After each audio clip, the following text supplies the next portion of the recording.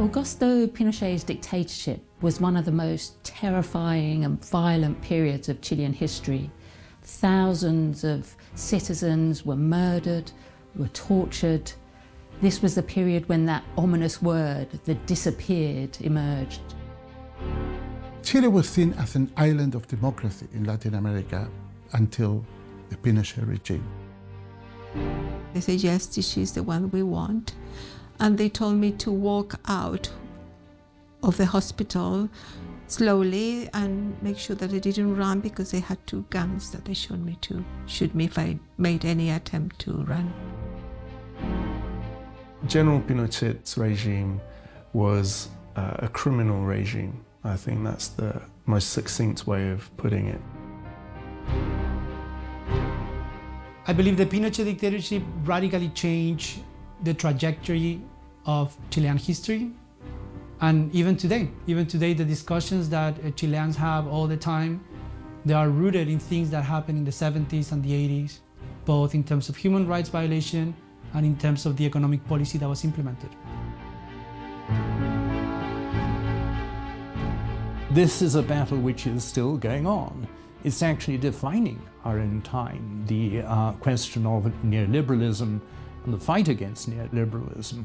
We remember Pinochet not just because of his cruelty and sadism, but also because of his personal construction of a new global economic order. You can't underestimate the world historical significance of what he actually did.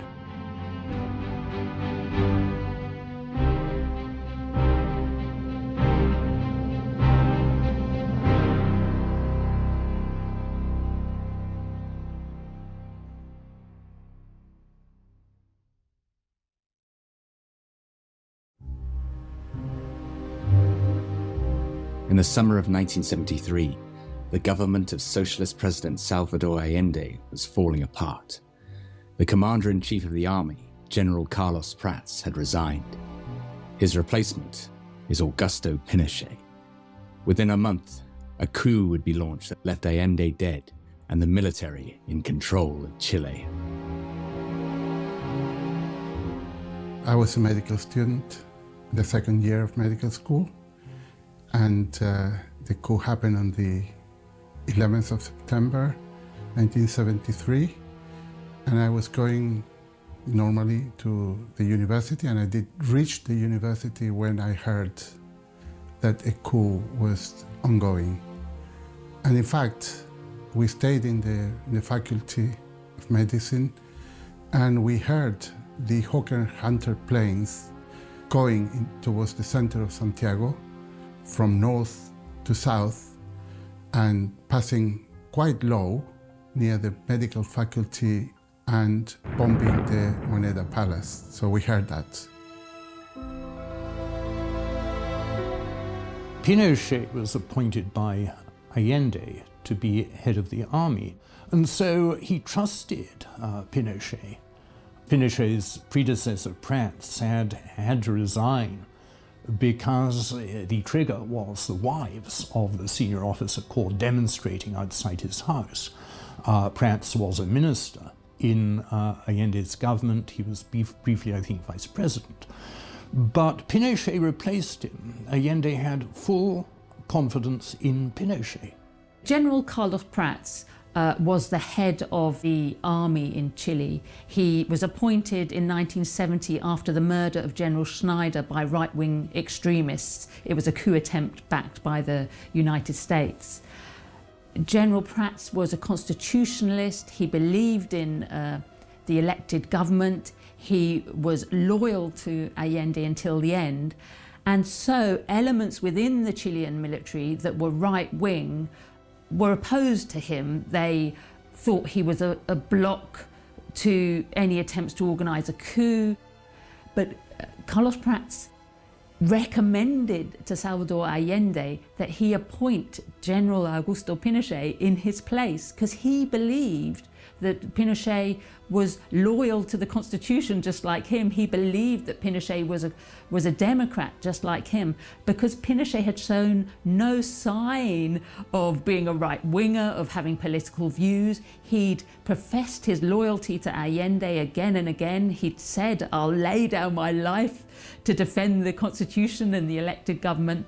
So Carlos Prats recommended Pinochet as his successor, and so in August 1973, Pinochet became Commander-in-Chief of the Chilean Armed Forces. By September of 1973, it was clear that Chile was about to suffer another in a long line of coups d'etats that had recently overthrown other South American governments. After his recent promotion, Augusto Pinochet had to decide if he was in or out in the overthrow of his new boss, Allende. Certainly, I think Allende was a man of incredible integrity. He was, I think, convinced, or he sounded convinced, that the armed forces in Chile were democratic and were constitutional, and that they were never going to stage a military coup in Chile. Chile had a relatively long history of democratic governments. So there wasn't many precedents where the army had interfered. And I think that also led to many people to believe that that would not happen, because there was no really tradition of military attempts or military coup. There had been some at the early parts of the century, but certainly not in the past 50 years, or certainly 40 years even, that Allende had been in politics. So I think we always felt, wrongly we can see now, that in Chile the army was going to be constitutional, they were not going to have a military coup. There wasn't any tradition of that. We were wrong. Pinochet must have been thinking about what to do in the situation of increasing instability, increasing violence, and a sense of paralysis with the government. And so I don't doubt that he was considering his options. And although he himself in his memoirs afterwards discussed planning seditious activity long before the coup, there's no evidence of that as yet. You know, CIA documents from the time say that he was apolitical during Allende's government. I think one document refers to his wife and son being pro-coup, but not Pinochet himself. And this is why I suspect he was actually an opportunist.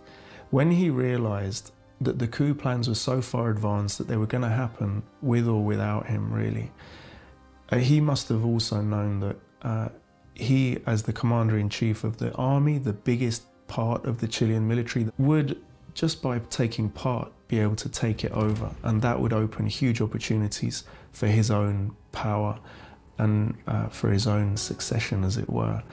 And I think this is what happened. On the Friday before the coup, the delegation of Chilean officers, seditious officers, went to see Pinochet and demanded to know what his position would be. They'd been demanding for some time, and it was only on that Friday that Pinochet gave an indication that he would support them. And the coup happened, 4 days later.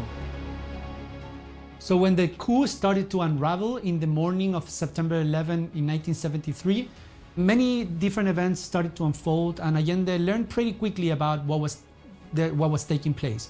So the first movements were in the morning, 6, 7 a.m., and the Navy started to retreat some of their exercises that they were going to implement that day, and it became clear for everyone that something was happening. Salvador Allende pretty quickly gathered everyone who was working at La Moneda Palace, so the government palace, and he asked them to leave the building. Then he just stood there trying to resist. So he said he was warned that a military coup was going to take place. So he was offered the possibility of surrender and leaving the position of president, and he said no, that he had a democratic mandate from the people to be president, so he was going to stay there to fulfill that commitment. And then, well, the rest is history, like they say a little bit, but basically he committed suicide when the military was bombing the government palace. Salvador Allende killed himself with a gun given to him by his friend Fidel Castro. His family managed to escape to exile in Mexico. The coup had succeeded, and the heads of the Chilean Navy, Army, Air Force, and National Police comprised a new junta that ruled over Chile. But it was Augusto Pinochet who emerged as the supreme ruler of all. The Moneda Palace in Santiago. There's more than enough evidence of the battle for the takeover of that palace, destroyed by remarkably accurate pinpoint bombing by the Chilean Air Force. But now the military regime has a harder task. Having won the battle for the palace, they have to win enough political support to stay in power. And that means they must try to convince those who supported Dr. Allende that they shouldn't have done so.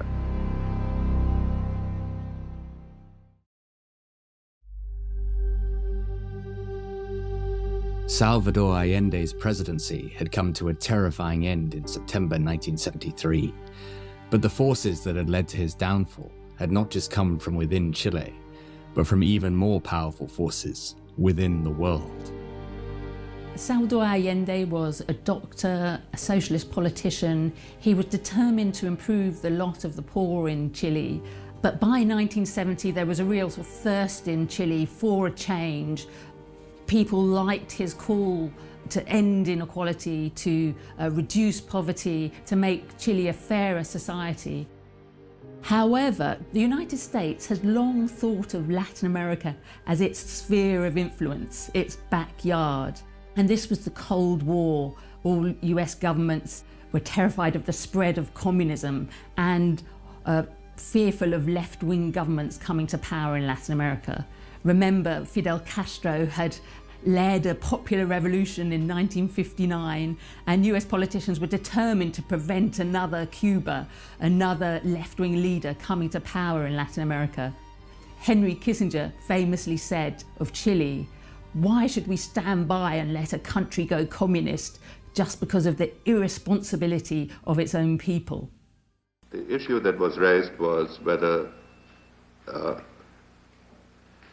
somebody elected with 36% and, frankly, pursuing policies that we considered hostile to the United States should then do this, be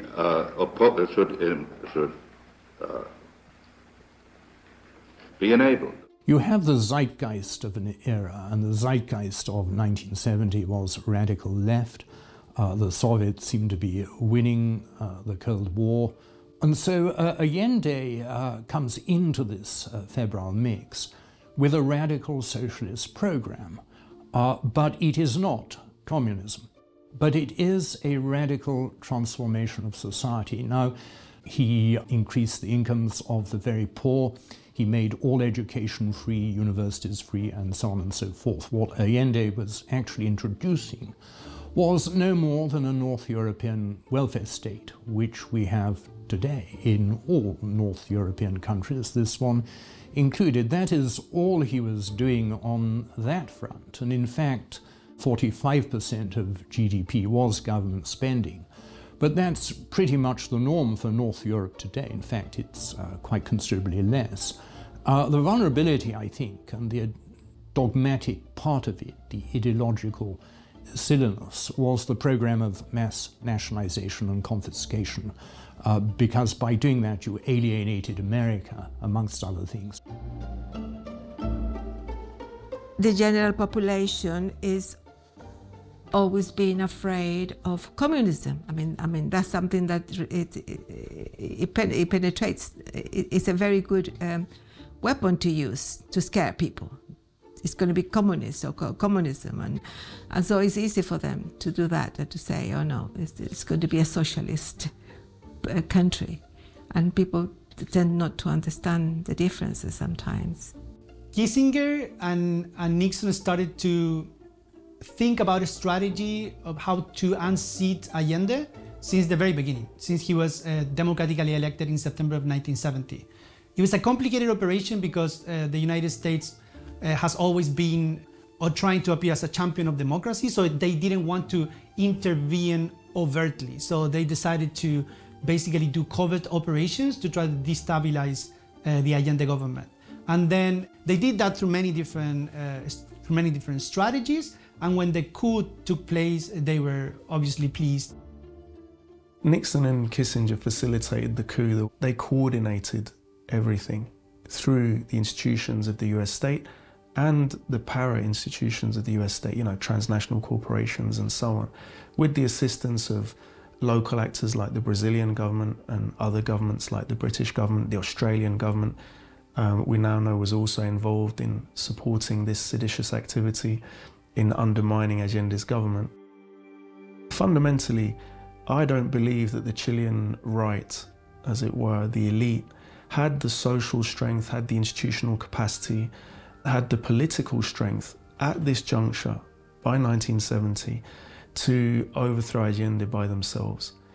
And I think this is clear when we think that despite American involvement, despite this huge economic, social, political pressure that was applied, the terrorism campaign, it still took 3 years for that campaign to destroy Chilean institutionality and create the space for a man like Pinochet to take power. That's why I think it's less facilitation and it's more orchestration. Once the coup d'etat was successful, the notorious Caravan of Death descended upon Chile. This Chilean army death squad carried out dozens of summary executions, whilst thousands more were arrested, imprisoned, tortured, and disappeared. We were detained by the police and taken to the Ministry of Defense and, treated quite roughly, and eventually to the National Stadium, where they were concentrating people from all parts of Santiago. And I heard lots of shots and people being, we didn't know because you only heard the shots. We didn't know if they were killed or they were doing it just to frighten us. We didn't know at that time. Later we learned that some people were killed in the National Stadium. That was the situation.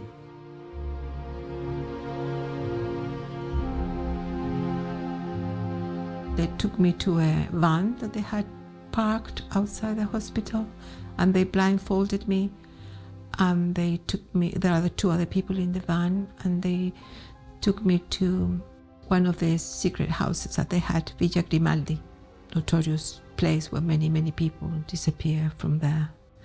And I was there for 24 hours, and then they transferred me to another secret house, detention house, where I was kept for about 2 weeks and where I was interrogated and tortured for about 2 weeks. And I was then transferred to another place where it was incomunicado, where they were not the secret detention houses, the torture houses, but it was like a prison, but nobody knew. Until that moment, for a month, my family did not know where I was. So I was then, finally, after the month, I was then, as I said, I was transferred to Cuatro Álamos, where it was mainly a place to be incommunicado. But I wasn't blindfolded, I was with other prisoners in one cell. And then it was a place mostly that would take you to recover from the injuries or whatever had happened with the torture. And after a week, I was transferred to Tres Álamos, one of the many concentration camps that they had built around the country. And I was there for about a year. And only when I got to that place is that my family got to know that I was alive, and then they could visit me once or twice a month. I was bruised. I was never unconscious. We were hit with rubber truncheons, and to create obviously internal hematomas and things like that, but not to have an open wound in the skin. So they took some precautions in that respect. Their main object, because we were not a target group, then the main thing was to frighten us and to see if we could give them some information that they could follow up. So, as I said, this was a period of mass detentions where they were not targeting particular people. Cleverly enough, electric shocks don't leave much marks except burns, which they can go, and electric shocks in certain parts of the body don't leave marks, and which was the main type of torture that we're applying. And punches, yes, and some people would have them, but it wasn't the most common. It was mostly electricity, hanging, and things that do not leave obvious marks in the body, and that after a week or so, I mean, it was to recuperate mentally as well as physically. So we were certainly not given any medicine. I was taken to one of the very notorious secret torture houses that they had, which was called the Venda Sexy, because of the type of tortures that were applying mainly to women, in addition to the standard methods of tortures, where they also used a dog that had been trained to make sexual advances in women. And I was taken to that place, subjected to these tortures, and it was also well known because many prisoners there were raped, and I was certainly raped twice. Yeah, and that was the fate that the majority of the people that were in that place were subjected to, or had.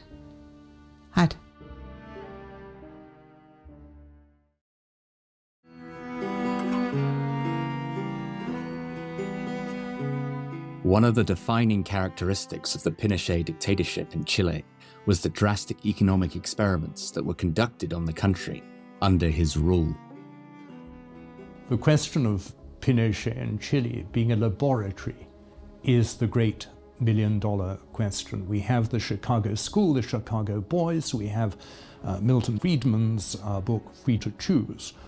Pinochet does something really extraordinary because previous dictatorships have always been about the nation. They've been about the fatherland. They've been about national power. They've been about ethno-nationalism, etc. They haven't been about free markets. Dictators tolerate free markets, but what they seek ultimately is the glory of the nation and secondly, control. So with many dictatorships like Franco's Spain, we're really talking about the corporate state. Chile was about something far, far different. It was about shrinking the state to invisibility. So pensions were privatized, education was privatized, health was privatized. They privatized everything they could. There was about 30% unemployment in 1975, 76, when I was in prison and coming over to here. So this new model implanted by the Chicago Boys with the boot, with the military boot to help it out, was a massive change. I should stress that people tend to think of Pinochet only as a brutal torturer and dictator, but the economic consequences of the models, that because he could do it only because he had weapons at that time, and push a program of mass privatization of state assets in a complete uncontrolled way. One thing to understand about Pinochet's economic policies is they went hand in hand with the repression. So his economic policies were carried out by a group of technocrats known as the Chicago Boys. They were economists who trained under Milton Friedman in the Chicago School of Economics.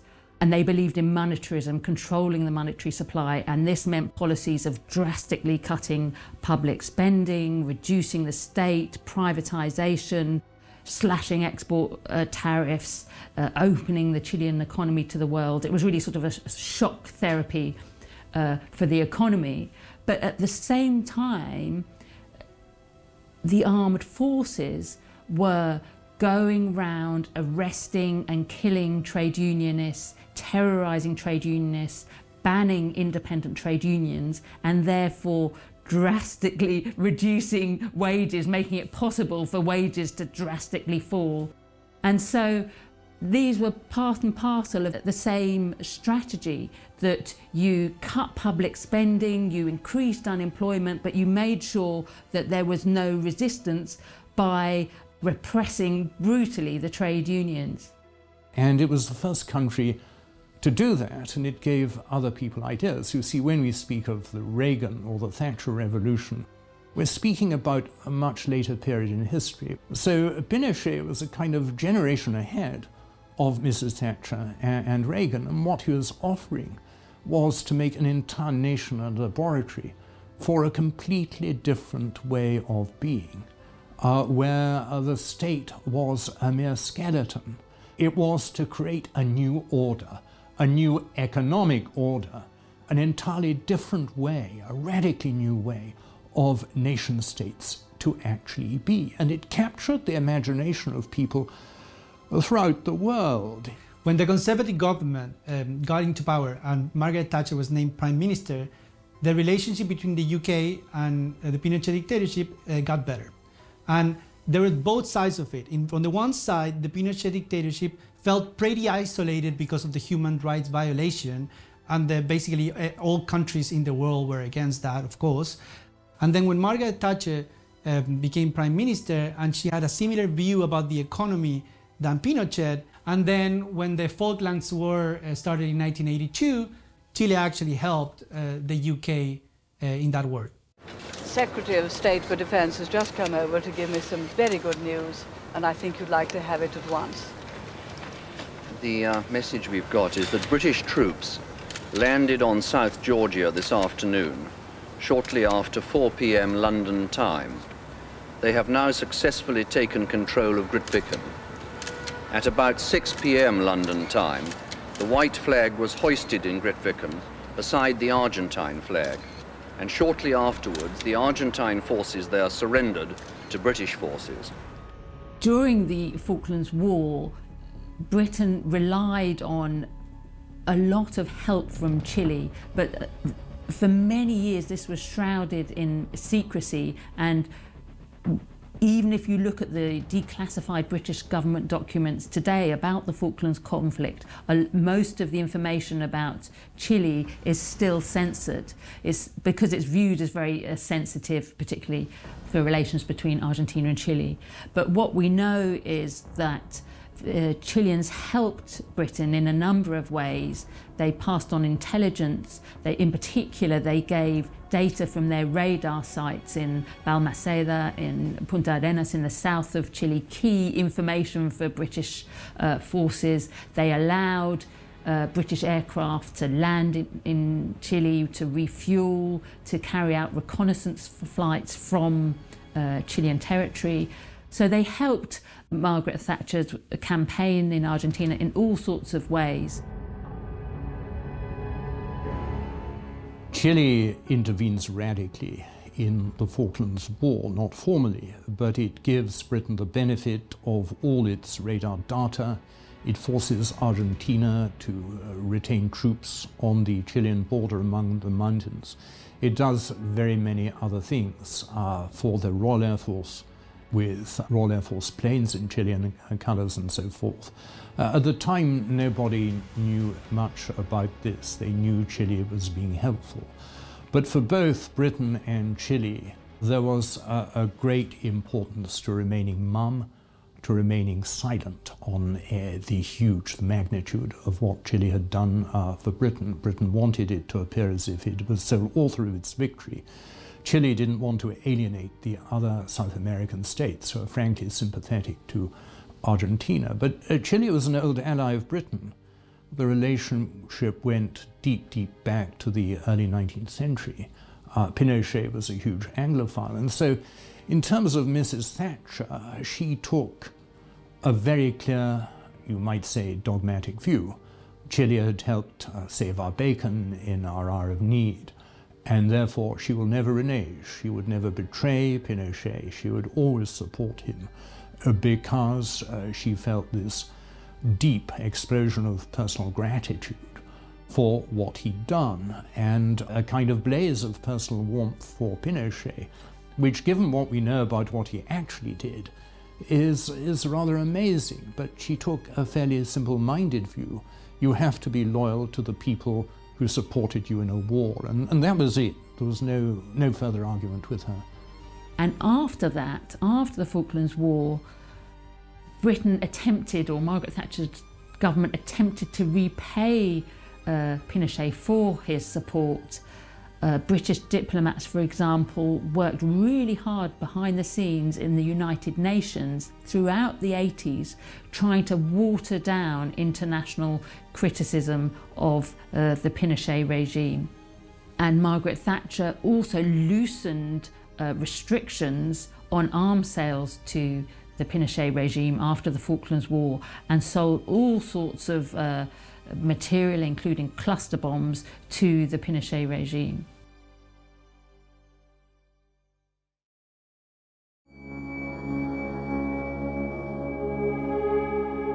By the end of the 1980s, Pinochet's hold on Chile was faltering, and it would finally come to an end thanks to the 1988 Chilean plebiscite, where a referendum was held on whether Pinochet's rule should continue.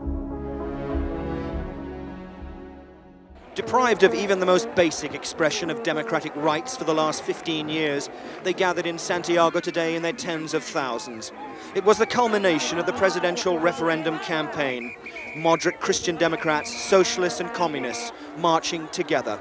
The flags of 17 different political parties making up the command for the no. All of them united in opposition to the regime of General Pinochet. It was the biggest political rally yet seen in the capital. The end of the Cold War essentially meant that the regime no longer had any relevance to Western governments. Suddenly it no longer mattered. You didn't need hard men in military uniforms and toothbrush moustaches. You didn't need fascists anymore, Francos and so forth, to sustain the West. There was no longer a division, a binary division of the world between us and against us. And so Pinochet could hardly really fit in, and it actually occurs at almost precisely the moment where he has the famous referendum in 1988. The collapse of the Berlin Wall is the next year. Once the plebiscite had been agreed, then there was obviously going to be some kind of campaign around it. And there were a social element to that campaign, there was a media element to that campaign, and a political element to that campaign. And one of the Christian Democrat leaders from the period, a man called Andrés Saldívar, has left a testimony of traveling to Europe to get funds for this no campaign. And I think he talks about gathering something like $400,000 to $500,000 US, which is quite a lot of money for the late 1980s.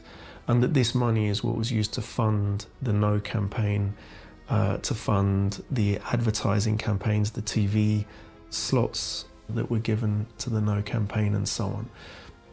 And they recruited a very able team of marketing people and so on, and journalists who decided, rather than using the negative side of the dictatorship, rather than reiterating all of those negativities, to focus on a positive future. And that's why they used the slogan, "Joy is coming," and it was remarkably successful. This morning, the army took up position around key government buildings in Santiago. But with so much international pressure for this vote to be free and fair, they're keeping a low profile so far. The opposition's final opinion polls indicate a clear victory for them. The government insists otherwise, although ministers do admit it will be close. On the eve of this vote, then, the people of Chile have every reason to question what General Pinochet and the army will do next. In theory, then, this is Pinochet's last chance. In practice, though, dictators don't usually hand over power so democratically. It was a very important year. So the electoral registry was open for everyone to go and register to vote. Political parties were able to organize and provide a campaign to vote against Pinochet. And also the incumbent government, in this case the dictatorship, also organized political campaigns to try to win that election. And then after a very heated campaign of 1 month, where television was very important because lots of political advertisement was going through at prime time, essentially, and also lots of rallies were taking place, and people for the first time were gathering and having a conversation about what had taken place in the previous 15 years. And there was a big discussion among the opponents of Pinochet whether he would accept the verdict of the ballot box. And in fact, there's evidence that because it was in his own itinerary, because he enacted a constitution in 1980, in the absence of electoral registers, so anybody could vote 2 or 3 times if they wanted to. So it was a totally, there were no international observers in that kind of referendum. And yet that produced a chronogram that would allow in 8 years for Pinochet to have a referendum for the continuation of Pinochet. And that referendum led to a very unexpected result for Pinochet, which was a 45% rejection of Pinochet. Pinochet did not take the results of the election lying down and attempted to hold on to power, but his influence over the military had faded, and a genuine democratic election was held the following year. Pinochet remained as commander-in-chief of the army for a decade and was made a senator for life. But in 1998, he was indicted in Spain for his crimes committed in office, and he would be arrested in London where he was receiving medical treatment only a few days later, in a stunning legal event that captured headlines the world over. So when he was still at the London clinic, we heard news through people that worked in the London clinic, that he was about to leave. There were, interested enough, people that were doing cleaning, and somebody gave a tip that Pinochet was about to leave the country, and so the Spanish thing was quickly accelerated, and they managed to get the order, and the Scotland Yard arrived at the clinic, and Pinochet had his own guard, security guard and military looking after him, but the Scotland Yard told them they had to go, and now he was under arrest. And that was certainly, I think, a very important event for us, for Chileans that were seeking justice, for the world, for what it meant to be able to do that to a dictatorship in a foreign country, and for Chile, because I think in Chile, it was a shock for them to realize that Pinochet had actually been detained. It was untouchable at that time, and people were not responding. They were paralyzed with fear of many, many years of repressions, and the fact that he had been arrested really was a call for many people in Chile, and certainly in the UK and in Europe and many parts of the world, there was a strong solidarity movement supporting us in London, the people who were here trying to support as much as we could. Pinochet's arrest here in London was a huge blow to his self-image and to his image within Chile. Also to the image held by those who supported the dictatorship even after finding out everything that had been done. The fact that he could be arrested in a Western capital showed them how much of an outsider he was, and how universal the condemnation of his regime had become. In the end, Pinochet was allowed to return to Chile after a long legal battle. However, he soon faced further indictments at home, but now without his immunity to protect him. Well, what happens is he loses immunity. He has immunity as a former president, and he has immunity as a life senator. All that goes, and he's pursued through the courts. But there is a great problem. He has a magnificent defense, that of vascular dementia. He said, if it happened, I don't remember it, and if it didn't happen, I don't remember it. And so this is how he is able to elude a trial. He is never actually put on trial. They're pursuing him in the end with 300 criminal charges, not only what was done under the dictatorship, the torture, the disappearances and deaths, but also the corruption, the arms deals, the taking a percentage, the tax evasion. He accumulates a fortune of $25 million, well disguised by living in a modest home. And so he dies under house arrest. And he is given a military funeral, not a state funeral. He's given a military funeral as former head of the armed forces. And during that funeral, the grandson of General Prats spits at the coffin.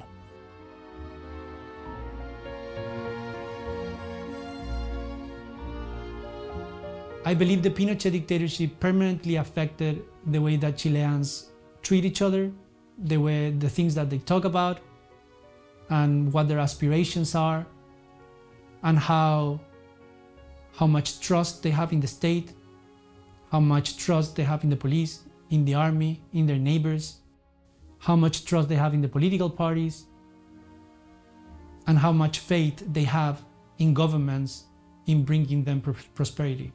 I think I have to give credit to Pinochet in one area. He was, although he was intellectually very limited, he was extremely foxy and pragmatic in some respects. And for example, he reserved 10% of the sales of copper to fund the military. So this didn't go to the coffers of the treasury. They went directly to the army.